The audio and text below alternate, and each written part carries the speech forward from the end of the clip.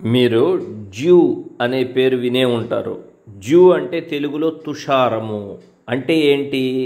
మీరు November December నెలల్లో ఈ ఆకుల మీద, అలానే విండో ప్యాన్స్ మీద నీటి చుక్కలు, వాటర్ డ్రాప్లెట్స్ ఏర్పడి ఉండటం చూసే ఉంటారు.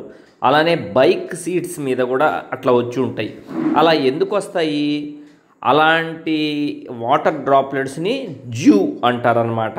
దానికి కారణం ఏంటి అంటే ఆ టెంపరేచర్ చాలా తక్కువ ఉంటుంది కదా, అందువల్ల గ్యాసియస్ స్టేట్లో ఉన్నటువంటి వాటర్ వేపర్ కూల్ అయిపోయి కండెన్స్ అయిపోయి అది లిక్విడ్ స్టేట్లోకి వచ్చేస్తుంది అనమాట.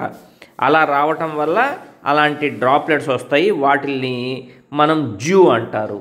అలానే పొగమంచు, దాన్ని ఫాగ్ అంటారు అనమాట.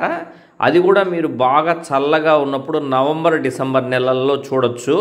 మీరు ఫాగ్ గనక ఉన్నట్టయితే వెహికల్ కూడా ఆపేస్తుంటారు.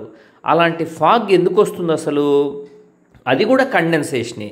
ఎందుకంటే అట్మాస్ఫియర్లో చిన్న చిన్న టినీ డస్ట్ పార్టికల్స్ ఉంటాయి, అంటే ధూళి కణాలు.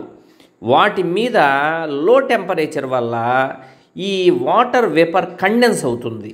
అందువల్ల అన్ని డస్ట్ పార్టికల్స్ మీద వాటర్ వేపర్ కండెన్స్ అయినప్పుడు మనకు అసలు దారి కనపడదనమాట. దాన్నే ఫాగ్ అంటారు. కాబట్టి ఈ రెండు కూడా కండెన్సేషన్ వల్లనే జరుగుతాయి.